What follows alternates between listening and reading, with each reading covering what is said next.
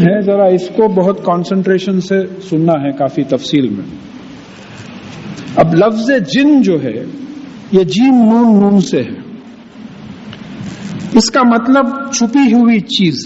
قرآن سے جیسا سورہ نجم میں بات آئی اجنتن، یعنی تمہاری ماؤں کے پیٹ میں ہم نے تم کو چھپا رکھا تھا، جو چیز دکھتی نہیں. تو بعض علماء یہ جنات جو باغات کے لیے آتے ہیں بتاتے ہیں کہ جنات کا مطلب ایسا کہ ایسے گھنے باغ کے زمین چھپ جائے، طرائق کھلے دوسرے قسم کے باغ، یہ ایسے قسم کے باغ جو جس سے جو ہے زمین چھپ جائے. پھر اس کے بعد میں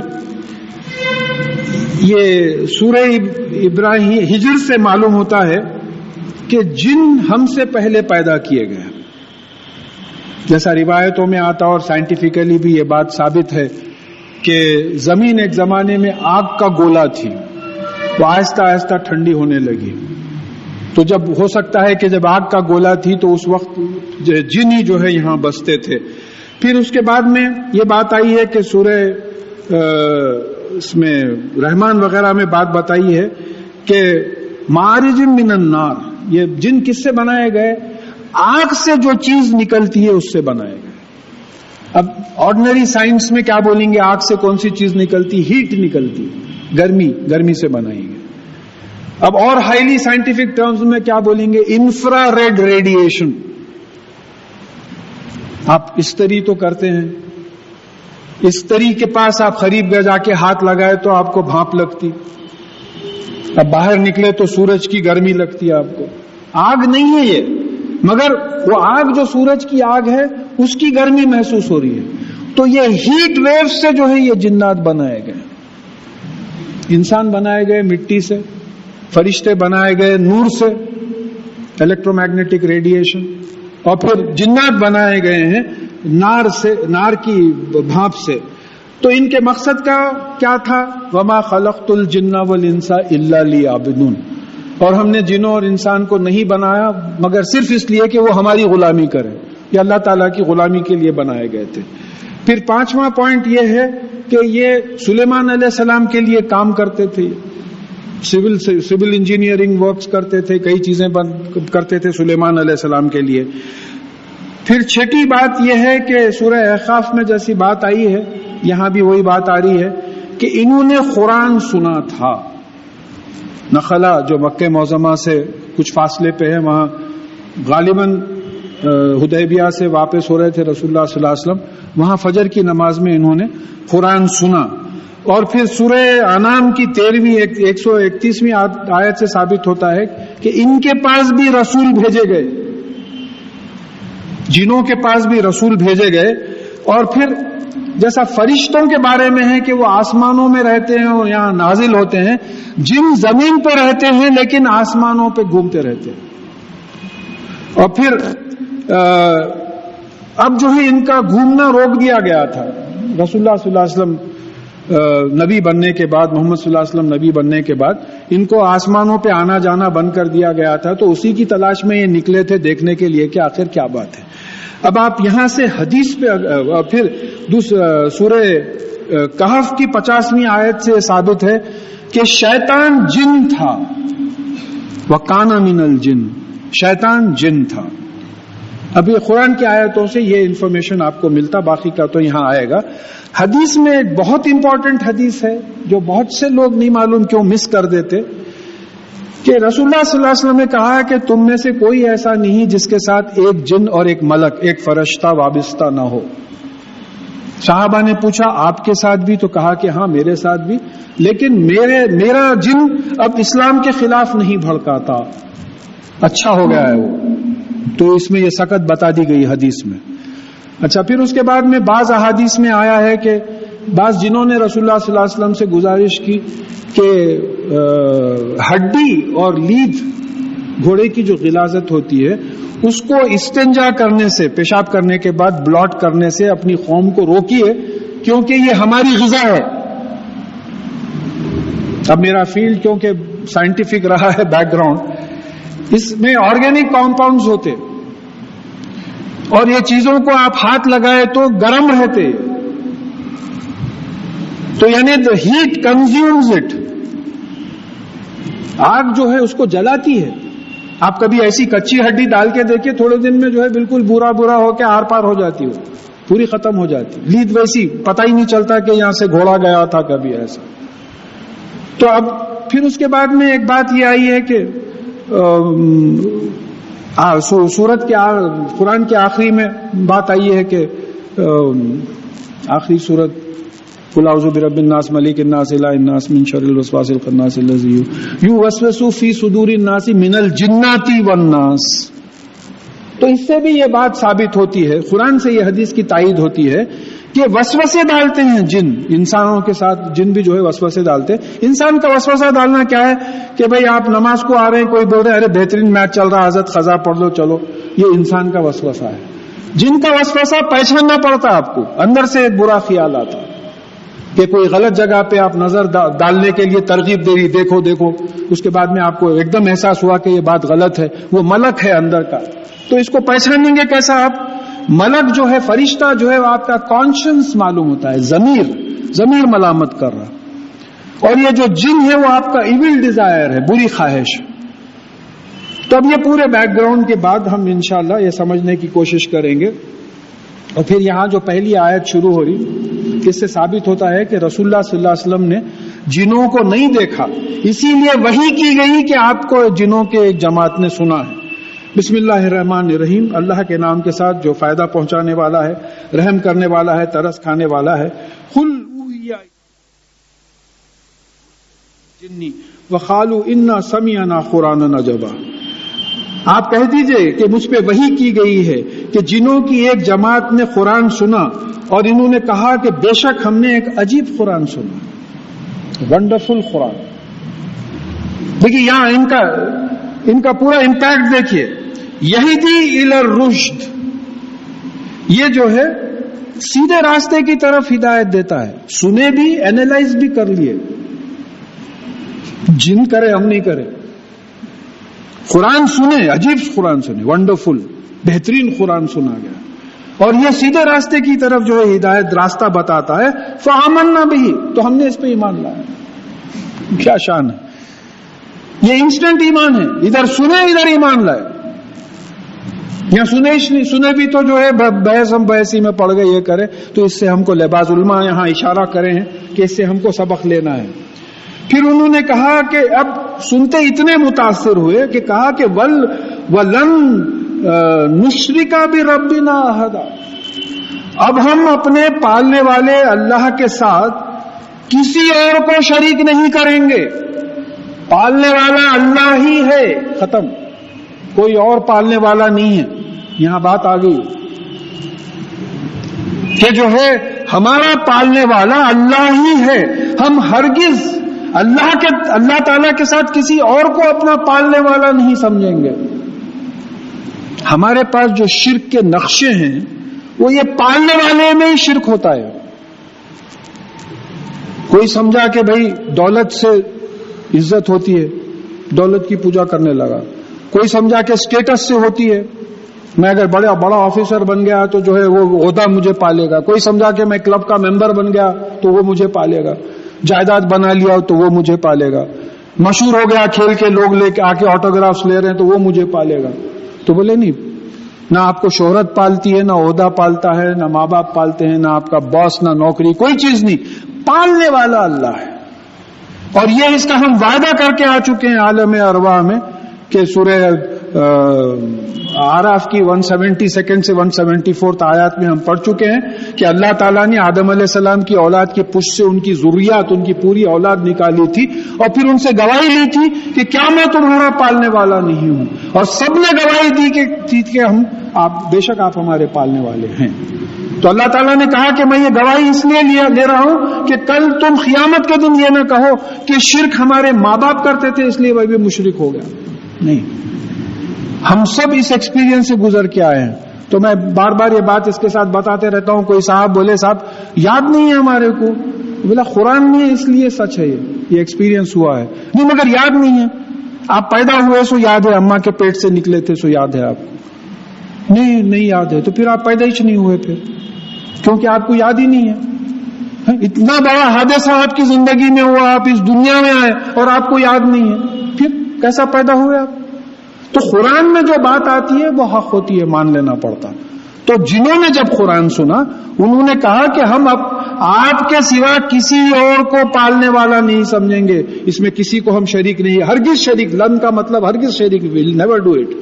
وَأَنَّهُ تَعَالَى جَدُّ رَبِّنَا مَتَّخَذَ صَاحِبَةً وَوَلَدًا, اور بے شک وہ ہمارا پالنے والا اللہ, ہمارا مالک جو ہے وہ بہت بلند ہے, جدو بہت شاندار ہے, اور اس نے نہ بیوی بنائی ہے اپنی اور نہ کوئی اولاد بنائی. مطلب یہ ہے کہ ان کو, یہ عیسائیوں اور یہودیوں کے اس کانسیپٹ کا وہ تھا کہ نعوذ باللہ وہ عیسیٰ علیہ السلام کو جو ہے اللہ تعالیٰ کا بیٹا سمجھتے تھے, غلط سمجھتے تھے.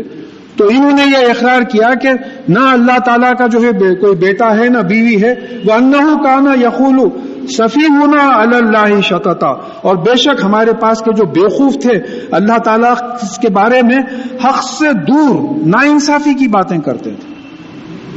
یعنی ناانصافی, حق سے دور بات کرنے والا کون ہوتا ہے؟ بیوقوف ہوتا ہے. قرآن سے یہ بات ثابت ہو رہی ہے. بیوقوف کس کو, how will you define a fool? میں ایک زمانے میں ایسی جوش میں بولا تھا, a fool is a person who doesn't agree with me. تو بعض وقت اچھی بات دوسرا کر رہا ہے تو نہیں, ایسے ہولے دیوانے خیالات آتے رہتے ہیں. یہاں قرآن کا ڈیفینیشن یہ ہے کہ جو حق سے ہٹ کے زیادتی کی بات کرتا ہے وہ بیوقوف ہوتا ہے. ہم لوگوں میں سے, جنوں میں سے کچھ ایسے تھے. وَإِنَّا ظَنَنَّا أَن لَن تَقُولُ الْإِنسَ وَالْجِنَّ عَلَى اللَّهِ كَذَبًا, اور ہم یہ سمجھتے تھے کہ انسان اور جن اللہ کے بارے میں کبھی جھوٹ نہیں بولتے. ہماری یہ غلط فہمی تھی. جن یہ سمجھتے تھے کہ انسان اور جن اللہ تعالیٰ کے بارے میں کبھی جھوٹ نہیں بولتے تھے. اب یہاں تفسیر کی ضرورت ہے. انس کا لفظ آیا ہے, دیکھیے بڑی خاص بات ہے. انسان کے لیے اللہ تعالیٰ نے قرآن میں 4 الفاظ استعمال کیے ہیں. ایک لفظ ہے خلق الانسان من طین, انسان کو ہم نے مٹی سے پیدا کیا. یہ کیا ہے؟ بایولوجیکل مین ہے.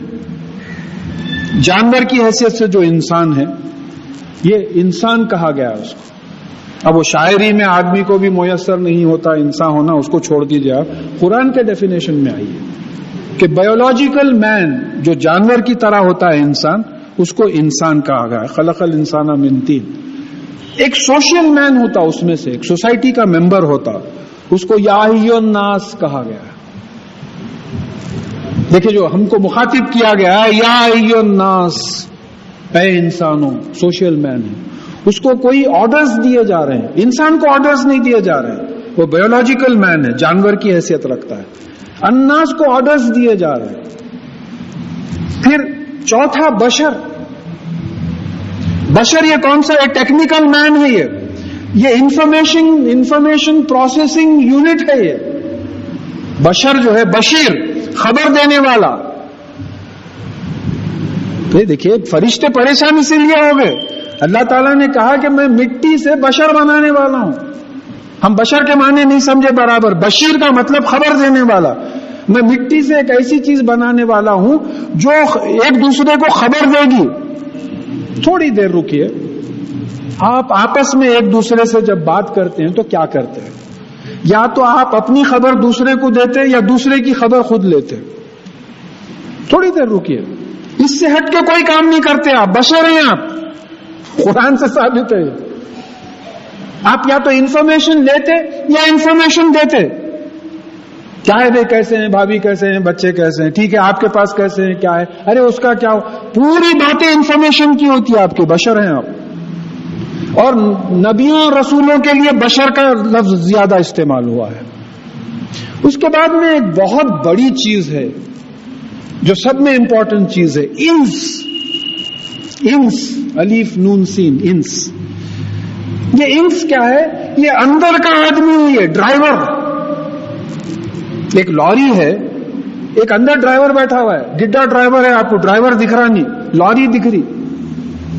لا کے جو ہے کھمبے کو مار دیا تو پولیس والے کس کو چالان کریں گے؟ لاری کو چالان کریں گے, ڈرائیور کو چالان کریں گے, ڈرائیور کو چالان کریں گے. تو وہ ڈرائیور ہے اندر, جس کو قرآن نے نفس بھی کہا ہے.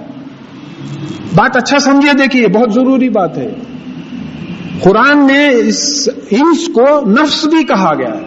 تو اس کی مثال میں اکثر دے دیتا ہوں کہ فرض کیجئے کہ کوئی غلام احمد صاحب تھے, ان کا انتقال ہوا, ان کے دوست احباب ہاسپٹل میں انتقال ہوا, ان کے دوست احباب تمام گھر پہ جمع ہوئے. اب کوئی صاحب آئے, آ کے بولے کیا ہے صاحب باڈی لا لی ہے کیا؟ کوئی یہ نہیں پوچھا کہ غلام احمد صاحب آ گئے کیا. تو اس کو معلوم ہے کہ غلام احمد صاحب تو ہے ہی نہیں ہے, چلے گئے ہو, ان کی باڈی رہ گئی ہے. تو یہ جو غلام احمد صاحب چلے گئے ہیں یہ ہے نفس, یہ ہے انس. اور بڑی شاندار بات ہے, قرآن میں 17 مرتبہ انس کا لفظ آیا ہے اور ہر مرتبہ جن کے ساتھ آیا ہے.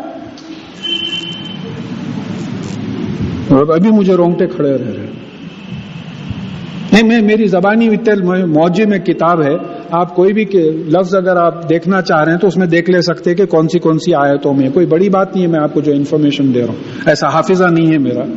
وہ کتاب آپ دیکھ لیجئے, جین نون نکالیے آپ, اس میں دیکھ لے سکتے, یا الف نون سین نکالیے, اس میں دیکھ لیجئے. جہاں بھی انس کا لفظ آیا ہے قرآن میں وہاں جن کا لفظ آیا ہے, اتنا چپکا ہوا ہے. تو اب سوال یہ ہوتا کہ یہاں جن خود جو ہے یہ بات اگر آپ سمجھ گئے ہیں تو میں آگے بڑھتا ہوں کہ مطلب یہ ہے کہ انسان بایولوجیکل مین ہے اور الناس جو ہے سوشل مین ہے, بشر جو ہے ایک ٹیکنیکل مین ہے جو انفارمیشن دیتا لیتا. اور پرسوں ڈاکٹر اسرار احمد صاحب سورہ رحمان کی بڑی پیاری بات بولے کہ بھائی دیکھیے الرحمن جو سب میں بڑی کوالٹی اللہ تعالیٰ کی ہے, خلق انسان یعنی پورے کریشن میں جو ہے وہ علامہ القرآن, تمام کلاموں میں اعلیٰ کلام وہ علامہ البیان, یہی بات آ رہی ہے. یہ جو آپ کے ٹیکنیکل مین بشر جو ہے علامہ البیان, ایکسپریس کرنا سکھایا اس کو, آدمی کو ایکسپریس کرنا سکھایا. یہ ہے بشر, انفارمیشن دے رہا. بعض وقت زبان ہی سے نہیں دیتا انفارمیشن, بعض وقت آنکھوں سے اشارہ کر کے انفارمیشن دیتا, اشارے سے روک دیتا, ٹھہر جاؤ بولے, ہاتھ سے روک دیتا, منہ سے نہیں بولتا.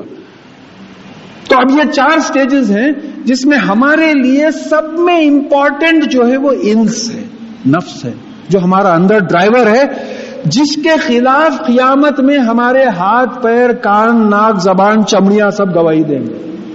کس کے خلاف گواہی دیں گے؟ بولے صاحب یہ اندر سے ایسا کرو بولتے تھے ہم کرے, ایسا کرو بولتے تھے ایسا کرے, غلط چیز کو پکڑو بولے پکڑ لیے, غلط چیز کو دیکھو بولے دیکھے, غلط چیز کو سنو بولے سنو. کون بولا اندر سے؟ یہ انس تھا. اب میں اس کو اتنا ٹائم اس لیے لے رہا ہوں کہ اس کے بعد کی آیت ہمارے کو جو ہے سمجھنا ضروری ہے کہ اب یہاں کہا کہ بے شک ہم یہ سمجھتے تھے کہ انسان اور جن اللہ تعالیٰ کے بارے میں کبھی جھوٹ نہیں بولتے. اب یہ اس کے بعد کی آیت بڑی اہم ہے کیونکہ بالکل کنونشنل انٹرپریٹیشن سے ہٹ کے بات آ رہی ہے. وَأَنَّهُ كَانَ رِجَالٌ مِّنَ الْإِنسِ يَعُوذُونَ بِرِجَالٍ مِّنَ الْجِنِّ وَزَادُوهُمْ رَهَقًا. اور کچھ لوگ تھے انس میں سے جو پناہ مانگتے تھے یا چمٹتے تھے جنوں میں سے کچھ لوگوں کے ساتھ. تو ان جنوں نے یہ جن ان پہ چھا گئے اور ان میں ظلم اور برائی ہی بڑھاتے چلے گئے. دیکھیے ذرا تھوڑا سا سمجھنے کا ہے کہ کچھ لوگ تھے انسانوں میں سے, انس میں سے, جو جنوں کی پناہ میں آتے تھے. اعوذ باللہ, جیسا اللہ کے پناہ میں آیا. اعوذ باللہ کا مطلب یہ ہے کہ اے اللہ میں تیری پناہ میں آیا, اے اللہ میں تجھ سے چمٹ گیا. کیسا چمٹنا؟ ایک چھوٹا بچہ ماں کے ساتھ جا رہا ہے, ایک کتا حملہ کرتا تو کیا کرتا, وہ ماں سے چمٹ جاتا, ماں کی پناہ میں آ جاتا. تو اعوذ باللہ من الشیطان الرجیم, یہ کتا کاٹنے کو آ رہا مجھے, اللہ میاں میں آپ سے چمٹ گیا. یہ ہے اعوذ کا مطلب. تو یہاں بتایا جا رہا ہے کہ انس میں سے کچھ لوگ ہوتے تھے جو جنوں میں سے کچھ لوگوں کی پناہ میں آ جاتے تھے.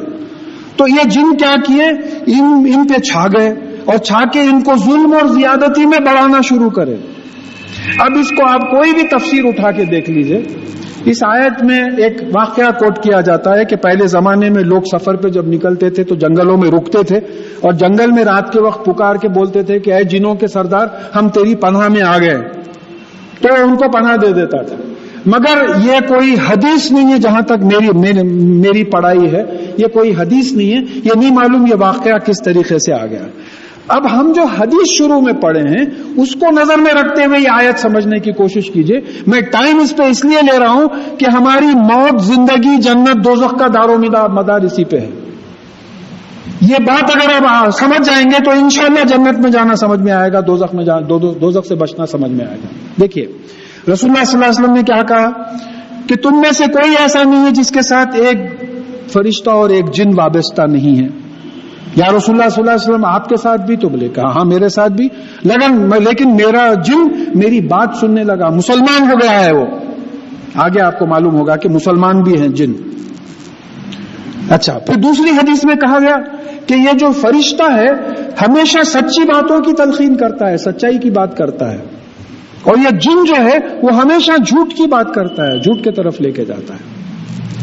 تو یہاں یہ معلوم ہو رہا ہے کہ جن یہ بول رہے ہیں کہ انسانوں میں سے ایک بہت بڑی تعداد ہے جو ہم سے چمٹ گئے ہیں، تو ہم ان پہ چھا گئے ہیں اور ان پہ ظلم اور زیادتی بڑھا رہے ہیں۔ چلیے اسٹیٹسٹیکلی لے لیجئے، اس وقت دنیا کا پاپولیشن 6 بلین ہے، اس میں 1.2 بلین مسلمان ہیں، اس میں نہیں معلوم کام کے کتنے ہیں، نام کے کتنے ہیں۔ بہرحال 4.8 بلین نان مسلمز ہیں۔ تو میجورٹی کے ساتھ جن چپٹے ہوئے ہیں، ان پہ مسلط ہو گئے ہیں، ان کے ذریعے دوسروں پہ زیادتی کروا رہے ہیں۔ ہو رہا نہیں ہو رہا دنیا میں؟ آپ ہسٹری پہ پوری نظر ڈال دیجئے، آپ کیا غلطی کرے جن پہ اس وقت ظلم ہو رہا ہے، کیا غلطی کرے یہ لوگ؟ اب پولیٹیکل معاملے اس لیے میں زیادہ حوالے میں نہیں جا سکتا اس کے، سب لوگ اخبار پڑھتے ہیں، ٹی وی نیوز وغیرہ دیکھتے ہیں، کہ آپ اس وقت دیکھیے کہ میجورٹی جو ہے جنوں کے یعنی کیا بولنا چاہیے، جن ان پہ چھا گئے ہیں، چھا کے ان کو زیادتی اور برے کاموں میں لگا دیے ہیں، نیک لوگوں کے، اچھے لوگوں کے خلاف جو ہے۔ تو یہاں یہ بات جن کنفیس کر رہے ہیں کہ میجورٹی، اچھا یہ جن کا اثر انسان پہ نہیں ہے، الناس پہ نہیں ہے، بشر پہ نہیں ہے، انس پہ ہے اندر۔ لہذا ابراہیم علیہ السلام کو بھی شیطان نہیں چھوڑا، وہ بھی کہاں؟ مکہ معظمہ میں۔ دیکھیے یہ سب چیزیں سوچنے کی ہے یہ، کہ مکہ معظمہ جیسے مقام پہ بھی ابراہیم علیہ السلام کو شیطان نہیں چھوڑا، لیکن وہ کامیاب ہوئے۔ اعوذ باللہ من الشیطان الرجیم، پناہ مانگے اللہ تعالیٰ سے، چمٹ گئے، نکل گئے۔ تو اب یہاں یہ بات آ رہی ہے کہ جو ہے زیادہ تر انسانوں سے جن چپٹے ہوئے ہیں، زیادہ تر انسانوں کو جن گمراہ کر رہے ہیں، اور بہت کم لوگ ہیں جو فرشتوں کی بات مان رہے ہیں، کانشنس کی بات مان رہے ہیں۔ بعض وقت قرآن میں بات آئی ہے، 2-3 جگہ پہ آئی ہے کہ فرشتے اللہ تعالیٰ سے دعا کریں گے، یا اللہ ان کی مغفرت کر دی۔ یہ کون سے فرشتے ہوں گے؟ سمجھ میں آتا ہے کہ وہ فرشتے جو ہم سے وابستہ ہیں، جن کے بولنے پہ، جن کے انسٹیگیٹ کرنے پہ ہم نیکیاں کرتے ہیں، وہ بولیں گے یا اللہ یہ ہماری بات سنتے تھے، آپ ان کی مغفرت کر دیجئے، ان کو جنت میں ڈال دیجئے۔ تو اب یہ جن کو پہچاننا ہے، جنت اور دوزخ کی جو بات آئی، جن کو پہچاننا ہے۔ یہ جن کے غلبے سے اگر آپ بچ گئے، جن جو آپ پہ مسلط ہوا ہے اس سے اگر آپ بچ گئے، تو جن کو پہچانیں گے کیسا؟ قرآن پڑھنا پڑے گا آپ کو، حدیث پڑھنا پڑے گا، معلوم کرنا پڑے گا کہ کن کن جگہوں پہ جو ہے شیطان بھٹکا سکتا ہے۔ آپ کو نماز سے نہیں روکتا، وضو سے روکتا، بولتا وضو سے ہی روک لو اس کو، فسا ختم، نماز کو کہاں سے جاتا ہے؟ تو بڑا انٹیلیجنٹ ہے۔ اچھا شیطان، ہر ایک کا شیطان اس کے لیول کے لحاظ سے ہے۔ ایک آپ کا گھر کا نوکر ہے، آپ 100 روپے کی نوٹ رکھ دیے تھے، اس کے لیول کا شیطان کیسا ہے، جن کیسا ہے؟ وہ بولتا اٹھا لے، وہ 100 روپے کی نوٹ اٹھا کے جیب میں رکھ کے چلے جاتا۔ ایک ڈائریکٹر صاحب ہیں، ڈائریکٹر جنرل ہیں کسی آرگنائزیشن کے، ان کا شیطان بھی ان کے لیول کا ہے، انٹیلیجنٹ۔ انہیں بولتا آپ جرمنی جانا چاہ رہے ہیں، ایک انسٹرومنٹ آرڈر کریے آپ جرمنی سے، اس شرط پہ کہ اس کی ٹریننگ کے واسطے آپ کو وہاں بلانا۔ یہ ان کا جن ہے۔ تو انہوں جو ہے وہ آرڈر کرتے، وہ تمام کوٹیشنز دوسرے الٹ پلٹ کر کے جرمنی کے کوٹیشن کو پاس کرتے۔ ان کا شیطان انٹیلیجنٹ ہے۔ بزرگان دین کا ملک بھی ویسے انٹیلیجنٹ تھا۔ حضرت رابعہ بصری رحمت اللہ علیہ رات بھر جاگتی تھی نماز میں، تو ان کے جو مالک تھے وہ باندھی تھی آپ، تو انہوں نے کہا کہ یہ کیا دیوانگی ہے؟ تو رات بھر اللہ کے سامنے کھڑے رہتی ہے, دیکھتی ہے اس. تو کہا کہ نہیں, یہ کیا محبت ہے تجھ کو اللہ سے؟ مجھ کو اللہ سے نہیں, اللہ کو مجھ سے محبت ہے کہ اپنے سامنے کھڑا کر کے رات بھر دیکھتا ہے. یہ ہے. تو یہ دو کیفیتیں ہیں, کانشنس اور ایول ڈیزائر, ضمیر اور بری خواہشیں. تو میجورٹی انسانوں پہ جن چھائے ہوئے ہیں, یہاں اس سے بات معلوم ہو رہی ہے. پھر آگے چلیے, وَأَنَّهُمْ ظَنُّوا كَمَا ظَنَنْتُمْ أَن لَّن يَبْعَثَ اللَّهُ أَحَدًا, اور انہوں نے, انسانوں نے بھی ویسی گمان کیا جیسا کہ ہم گمان کرتے تھے کہ اللہ تعالیٰ کسی کو کھڑا نہیں کرے گا. یہ کسی کو کھڑا کرنے کے دو ترجمے ہوئے ہیں. ایک ترجمہ یہ ہوا کہ کسی رسول کو نہیں کھڑا کرے گا. اب تو محمد صلی اللہ علیہ وسلم کا باعث ہوا ہے, کھڑے ہوئے ہیں. اور ایک ترجمہ یہ ہے کہ مرنے کے بعد کسی کو کھڑا نہیں کرے گا. یہ ہمارا ظن تھا, ہمارا گمان تھا ایسا. یہ دونوں چیزیں سمجھ میں آتی ہیں. اور اب یہاں سے میں سمجھتا ہوں یہ محمد صلی اللہ علیہ وسلم, رسول اللہ صلی اللہ علیہ وسلم کی طرف اشارہ زیادہ دکھتا, کیونکہ اس کے بعد قرآن کے نزول کی شان بتائی جا رہی ہے کہ اس سے پہلے جن آسمانوں میں آتے جاتے تھے, جب دل بولا آتے تھے, جب دل بولا جاتے تھے. نزول قرآن جب شروع ہوا تو ان کا آنا جانا بند ہو گیا. ابھی دیکھیے, ہم چھوٹے تھے, کنگ کوٹی سے HEHD نظام کی سواری نکلتی تھی. جب سواری نہیں رہی تھی تو کنگ کوٹی روڈ پہ آتے جاتے تھے. سواری نکلی بولتے وہ گرامر اسکول کے پاس روک دیتے تھے, ہو گیا چلو رکے ہوئے, سواری جاری. تو نزول قرآن ہو رہا ہے, اس میں کنٹامینیشن نہیں ہونے کا ہے. یہ شان ہے بالکل جیسا. کون لا رہے ہیں؟ رسول, ہمارے روح الامین, امانت دار جس میں دھوکہ نہیں ہے. روح القدوس جو پاک ہیں, کسی اور چیز سے کنٹامینیٹڈ نہیں ہے, یہی چیز لے کے آ رہے ہیں. تو پورا راستہ روک دیا گیا ہے. اب اس کا کنفیس کر رہے ہیں, وَأَنَّا لَمَسْنَا السَّمَاءَ فَوَجَدْنَاهَا مُلِيَتْ حَرَسًا شَدِيدًا وَشُهَابًا, اور ہم نے پورے آسمان کو ٹٹولا لیکن ہم وہاں جو ہے بڑے شدید چوکیدار اور شعلے پائے. نہیں جا سک رہے ہیں, پورا بھرا ہوا ہے چوکیداروں سے, مجال نہیں ہے کسی کی, ہٹ جاؤ سواری آ رہی ہے. قرآن کا نزول ہو رہا ہے. اب یہ ڈھونڈتے نکلے تھے یہ جن کہ یہ کیا بات ہے کہ ہماری پرواز پہ جو ہے رکاوٹ آ گئی, ہم جیسا دل بولا چلے جاتے تھے, یہ جانے نہیں دے رہے ہم کو, کیا بات ہے. تو اس تلاش میں انہوں نے یہ قرآن سنا. تو جب معلوم ہو, پھر کہا کہ إِنَّا كُنَّا نَقْعُدُ مِنْهَا مَقَاعِدَ لِلسَّمْعِ, اور ہم جو ہے پہلے سننے کے مقامات پر بیٹھتے تھے آسمانوں میں جا کے.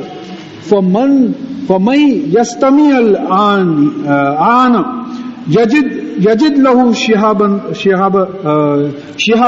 رصدا, اور اب جو ہے یہ حالت ہو گئی ہے کہ کوئی سننے کی کوشش کرتا ہے تو اب ایک جو ہے شعلہ اس کی تاک میں رہتا ہے. رصد گاہ, رصد کس کو بولتے؟ تاک میں رہنا, گھاٹ میں رہنا. گھاٹ تو اب سمجھ میں نہیں آتی, پرانی اردو ہے.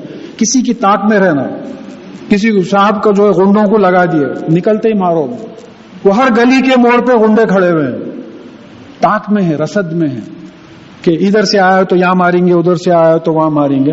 تو اس طریقے سے یہ جن پہلے تو سنتے تھے جا کے, جہاں دل بولتا بیٹھ کے سنتے تھے, لیکن اب یہ انتظام ہو گیا ہے کہ چوکیدار آ گئے ہیں, ممکن ہے ملائک ہیں, اور پھر شہاب میٹیورائٹس ہو سکتے ہیں, کامٹس ہو سکتے ہیں, ہیونلی باڈیز اتنے ہیں, وہ تیار ہیں کہ تاک میں ہمارے تیار ہیں وہ.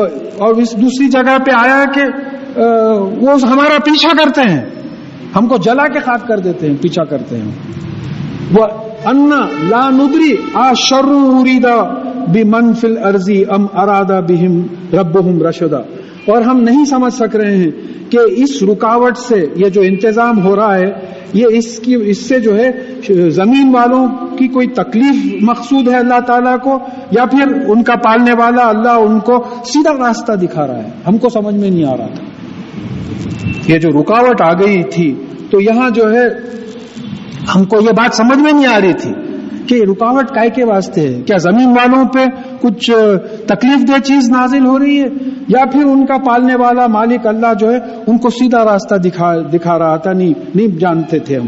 وَإِنَّ مِنَّا الصَّالِحُونَ وَمِنَّا دُونَ ذَلِكَ, اور ہم میں صالحین نیک بھی ہیں اور اس سے ہٹ کے بھی ہیں، یعنی بد بھی ہیں. تو یہاں کیٹیگرائزیشن ہو گیا جنوں کا. وہ حدیث صحیح ہو گئی رسول اللہ صلی اللہ علیہ وسلم کی کہ میرا جن جو ہے ناصح ہو گیا ہے، اب میری بات مانتا ہے. دیکھیے اب آپ قسم کھا کے بول سکتے ہیں انشاءاللہ یہ حدیث صحیح ہے کیونکہ قرآن سے اس کو سپورٹ مل رہا ہے. تو یہاں بول رہے ہیں کہ ہم میں سے صالحین بھی ہیں اور اس سے ہٹے ہوئے بھی ہیں. کننا طرائق خدادا، اور ہم سب جو ہے مختلف طریقوں پہ پڑے ہوئے ہیں. ہم مختلف طریقوں پہ پڑے ہیں. معلوم ہوتا ہے کہ ان کی بھی قومیں ہیں. دیکھیے شیطان کا قبیلہ بول کے بات آ گئی. شیطان کا جہاں تک مجھے یاد ہے شیطان کی ذریات بول کے بھی بات آئی.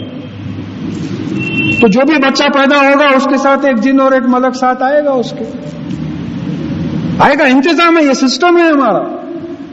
دیکھیے اب جیسا زمین ہم کو خالی زمین ایک سسٹم دکھ رہی، زمین کا سسٹم کیسا ہے؟ اس کے اوپر اور 4 لیئرز ہیں، ٹروپوسفیئر، میسوسفیئر، ایگزوسفیئر، اس طریقے سے 4 لیئر وہ نہیں دکھ رہے ہیں ہم کو.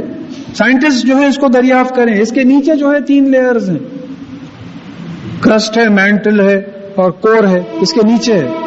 تو اس طریقے سے جو یہ انسان کا ایک سسٹم ہے، انسان کا ایک باڈی ہے، ایک اس کے اندر نفس کام کر رہا ہے. یہ باڈی جو ہے جو کھاتی ہے، پیتی ہے، بچے پیدا کرتی ہے، یہ انسان ہے. یہ باڈی ہے جو قرآن سنتی ہے، پولیٹیکل تقاریر سنتی ہے، ووٹ دیتی ہے جا کے. یہ الناس ہے. یہ باڈی ہے جو ایک دوسرے کی بات سنتی ہے، برین میں اس کے انالیسس کر کے اس کا جواب دیتی ہے. بشر ہے. اور پھر یہ انس ہے اندر جو جنوں سے متاثر ہوتا ہے. جن جو ہے اس کو متاثر کرتا، تو جنوں کے تاثر سے جو ہے متاثر ہونے سے بچنا ہے.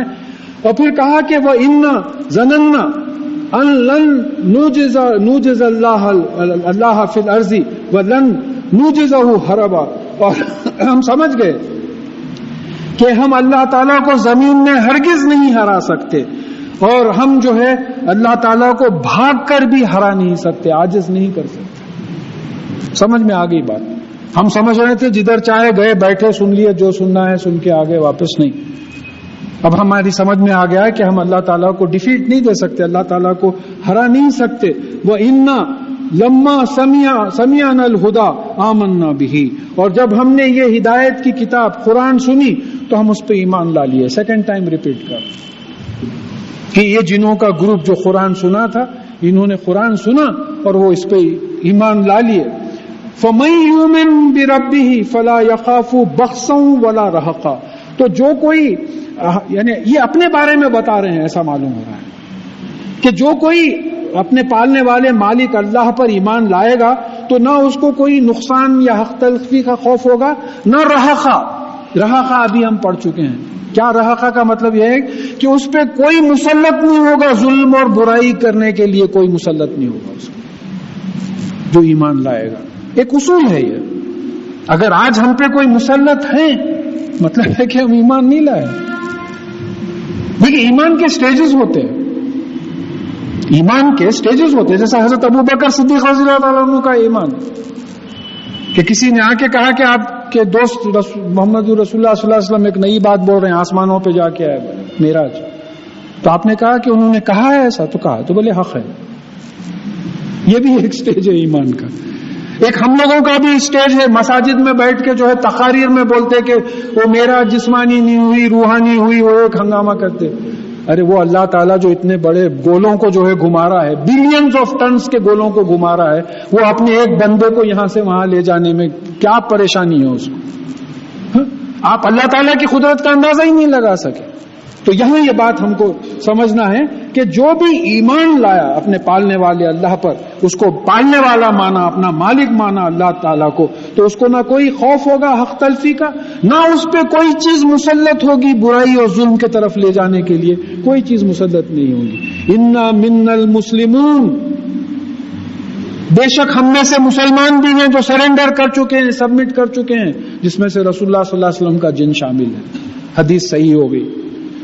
وہ من القاسطون، اور ہم میں سے جو ہے بے انصاف، نا انصافی کرنے والے بھی لوگ ہیں.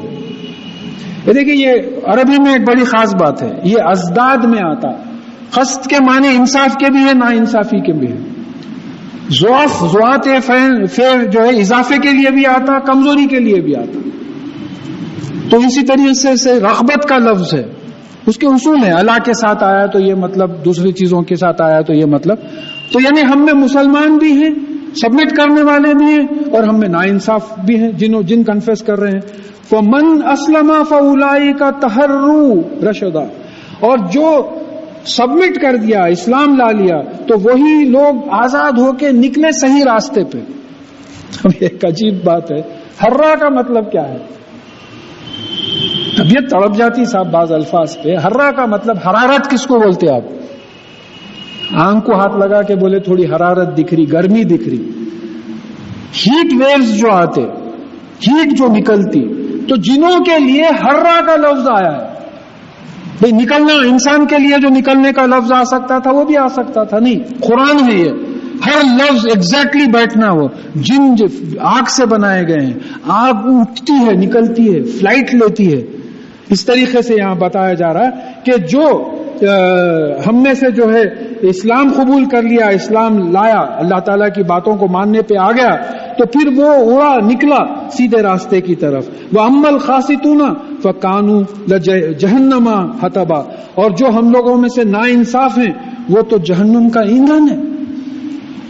یہ بھی قرآن کے دوسرے حصے سے بات ثابت ہوتی ہے کہ اللہ تعالیٰ نے کہا کہ ہم نے دوزخ کے لیے کثیر جن اور انس جو ہے بنا کے رکھیں، کئی انسانوں اور جنوں کو جو ہے دوزخ میں ڈالا جائے گا تو وہ اس کے ایندھن ہوں گے.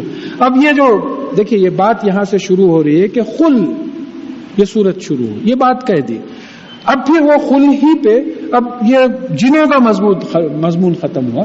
اب آگے ہم سے کہا جا رہا ہے کہ وہ لَوِ اسْتَقَامُوا عَلَىٰ طریقتی لَأَسْقَيْنَاهُمْ مَاءً غَدَقًا، اور اگر یہ صحیح طریقے پر جو ہے اپنے آپ کو قائم کر دیں تو ہم ان کو بہت پانی پلائیں گے، بہت پانی دیں گے. یہ نعمتیں ہیں اللہ تعالیٰ کی. کیا کر لیتے صاحب؟ روک دیا تو کیا کر لیتے؟ سوچو آپ. اب چلیے کہیں کچھ زیادتی ہو گئی، لوگ جلوس کی شکل میں نکلے، تھوڑی دیر سوچ کے دیکھیے آپ. امریکن آکوپیشن کے خلاف جو ہے پوری دنیا میں جو ڈیمانسٹریشنز ہوئے، لوگ نکل کے. اللہ تعالیٰ پانی روکے تو کیا ڈیمانسٹریٹ کرتے ہیں؟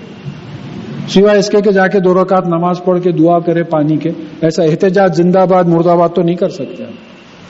تو بول رہے ہیں کہ دیکھو اگر تم قائم ہو جاؤ صحیح طریقے پر تو تم کو ہم بہت پانی پلائیں گے.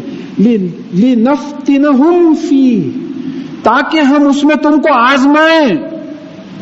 اب یہاں سے تھک کے گئے، تھوڑی دیر ٹھہرے، پانی لینے جا رہے ہیں، گھر والے بولے ٹھہرو، نہیں ہارٹ اٹیک ہوتا بعض وقت، دھوپ میں سے آ کے پانی نہیں پینا، تھوڑا ٹھہر جانا، ٹھہرو بیٹھ کے پیو پانی. تھوڑی دیر ٹھہرے، پانی پیے. اب ایک صاحب بول رہے ہیں کہ یا اللہ آپ کا فضل ہے، آپ کا کرم ہے، کیا ٹھنڈا پانی ملا ہے، واقعی آپ کا کرم. دوسرے صاحب بولے دیکھیں حضرت فریج کا کیا فائدہ ہے، اتنا ٹھنڈا پانی ملا. بولے چلیے ہو گیا. سورج کا کیا فائدہ ہے، دیکھو کتنا ٹھنڈا پانی ملا. ارے اللہ تعالیٰ کا کرم ہے جو اتنا ٹھنڈا پانی پلایا آپ کو. تو یہ آزمائش ہے، کھلا رہا پلا رہا، دیکھ رہا کہ تو شکر کس کا ادا کرتا اور ناشکری کس کی کرتا تھا. تو یہ اگر صحیح طریقے پہ قائم ہو جائیں گے تو ہم ان کو جو ہے بہت پانی دیں گے، بہت پانی بہت دیں گے تو رزق بھی انشاءاللہ زیادہ ہوگا. تو جو ہے اب اس کے یہ آزمائیں گے کہ شکر کرے گا یا نا شکر ہی کرے گا. وَمَن يُعْرِضْ عَن ذِكْرِ رَبِّهِ يَسْلُكْهُ عَذَابًا صَعَدًا، اور جو بھی اللہ تعالیٰ کی یاد سے، اپنے پالنے والے مالک کی یاد سے جو ہے منہ پھیر لیتا ہے تو اس کو اللہ تعالیٰ سخت عذاب میں داخل کرتا ہے. اللہ تعالیٰ کی یاد سے منہ پھیر لینا، اللہ تعالیٰ کی یاد تو ہمیشہ ذہن پہ رہنا، سب کانشیس پہ چھائے ہوئے رہنا. اب ذکر قرآن کو بھی کہا گیا، قرآن پڑھتے رہو. نماز کو بھی ذکر کہا گیا، نماز پہ یہ اللہ تعالیٰ کی بات کرنے کو بھی ذکر کہا گیا ہے، ذکر کی محفل کہا گیا. اس سے ہٹ کے بھی ہمیشہ 24 گھنٹے ذہن پہ اللہ تعالیٰ تعریف، یعنی لوگ یہ محسوس کریں کہ بھئی ان کو ایک عجیب دھن سوار ہو جاتی بات چیزیں. اب ایک صاحب بولتے ہیں نہیں، اب ان کو ٹی وی بدلنے کی دھن سوار ہو گئی، اب انہوں چین نہیں لیتے. بول رہے ہیں حضرت ٹیمپریچر 40 ہے، مت جاؤ. بولے تو نہیں سنے، جا کے دکان ٹی ویاں ڈھونڈ کے آ کے بخار میں پڑے ہوئے ہیں. دھن سوار ہو گئی، ٹی وی ان کے ذہن پہ چھا گیا ہے، لینا ہے. اس طریقے سے اللہ تعالیٰ ذہن پہ چھا جائے. یہ ہے ذکر اللہ. 24 گھنٹے بس اللہ. آپ بولنے کی بھی ضرورت نہیں ہے, بول سکتے ہیں تو بہتر ہے کہ ذہن پہ جو ہے اللہ تعالیٰ سب کانشیس پہ چھائے ہوئے ہیں. تو جو اس سے منہ پھیرے گا اللہ تعالیٰ اس کو سخت عذاب دے گا. اور یہ بڑی خاص آیت ہے, وَأَنَّ الْمَسَاجِدَ لِلَّهِ فَلَا تَدْعُوا مَعَ اللَّهِ أَحَدًا, اور بے شک مسجدیں اللہ تعالیٰ کی ہیں تو اس میں اللہ کے ساتھ کسی اور کو مت پکارو.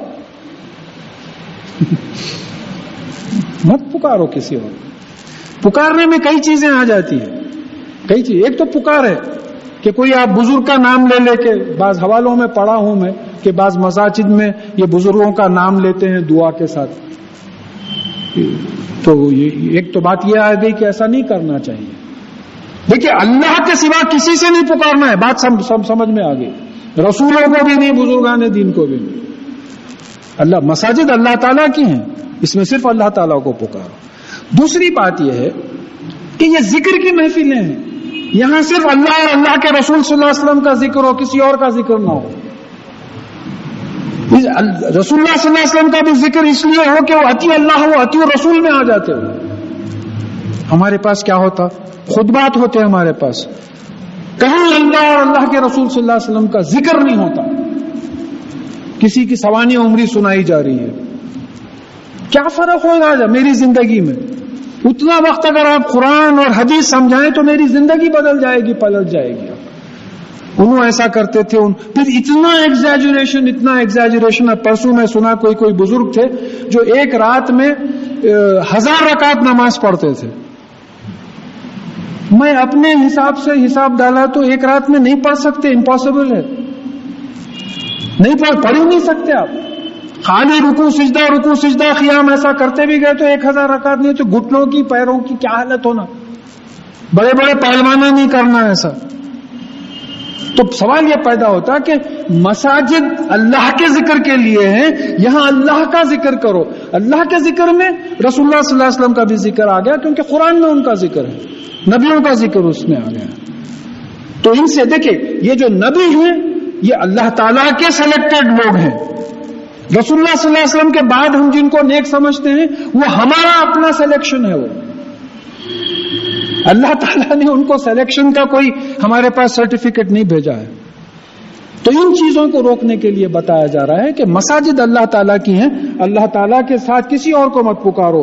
وَأَنَّهُ لَمَّا خَامَ عَبْدُ اللَّهِ يَدُوهُ كَادُوا يَكُونُوا عَلَيْهِ لَبَدًا, اور جب اللہ کا بندہ یعنی محمد صلی اللہ علیہ وسلم اللہ تعالیٰ کو پکارنے کے لیے کھڑا ہوا تو یہ تقریباً اس پر ٹوٹ پڑے.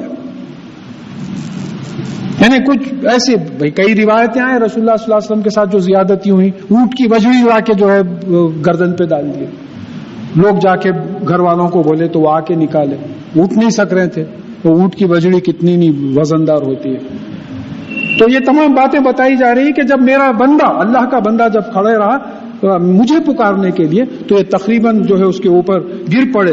قل انما ادعو ربی ولا اشرک به احدا, آپ کہہ دیجئے کہ میں صرف اپنے پالنے والے مالک اللہ کو پکارتا ہوں اور اس کے ساتھ کسی کو شریک نہیں کرتا. ربی کا لفظ آیا, رب کا لفظ آیا, پالنے والا.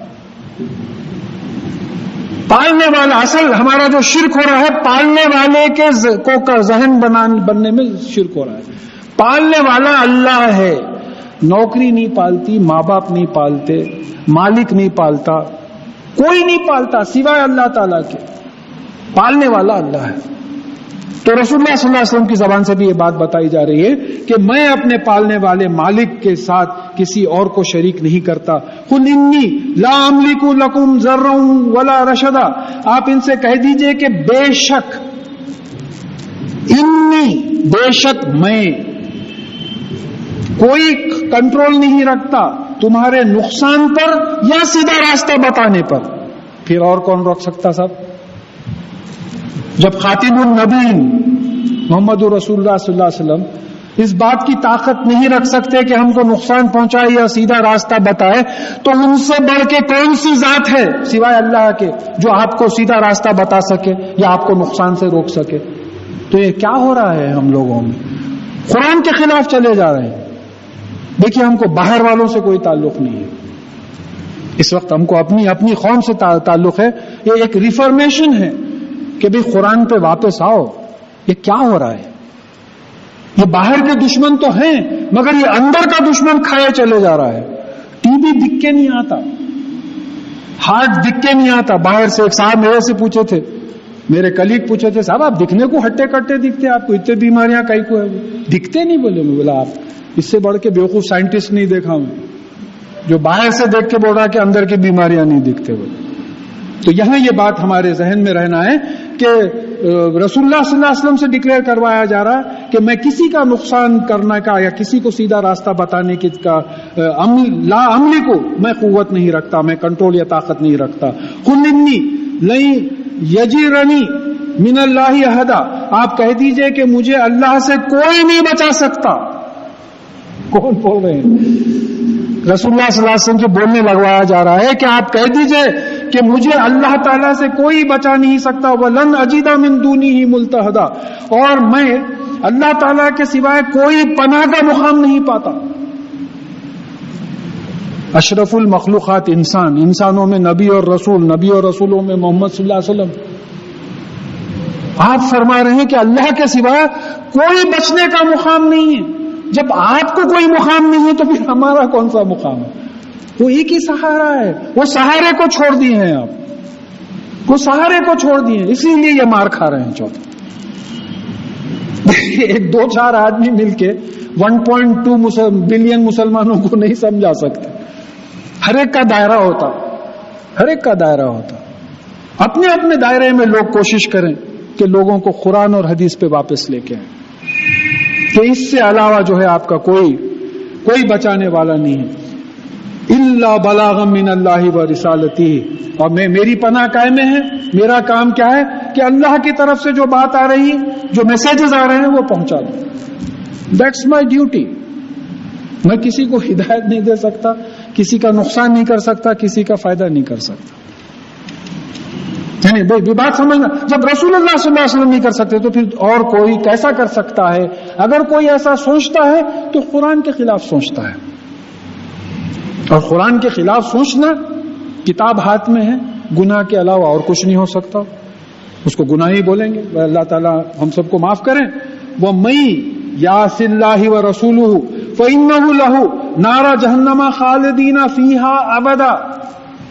اس کو بھی ڈائریکٹ اپنے پہ لیجئے کہ کہا کہ جو کوئی اللہ اور اللہ کے رسول کی نافرمانی کرے گا, ڈس اوبے کرے گا, تو بے شک یہ جہنم کی آگ میں رہے گا اور اس میں ہمیشہ رہے گا. یا اللہ, کیا ہے صاحب؟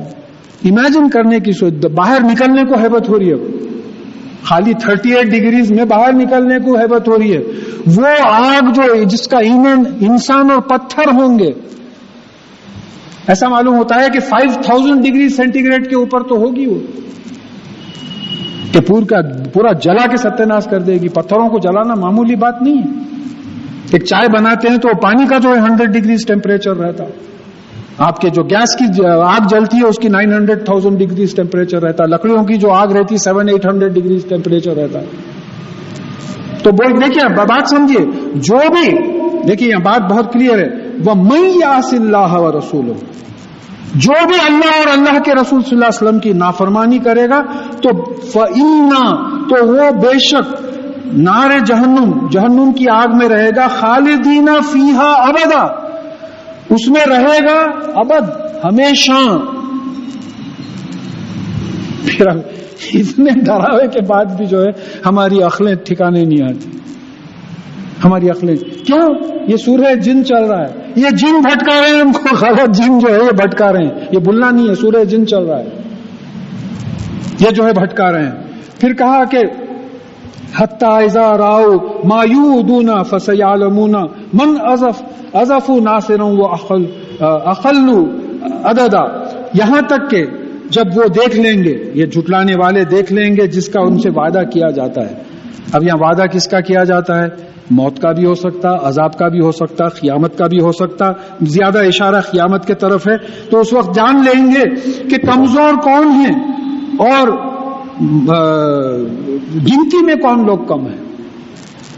قیامت کے دن جان لیں گے کہ من اضف ناصرہ، مددگاروں میں کم کون ہے، وہ اقل عددا، اور گنتی میں کون کم ہے. قیامت کے دن جان لیں گے کہ کوئی مدد کرنے نہیں آ رہا سوائے اللہ تعالیٰ کے. نہ کوئی ناصر ہے، نہ ولی ہے، نہ نصیر ہے، نہ ولی ہے.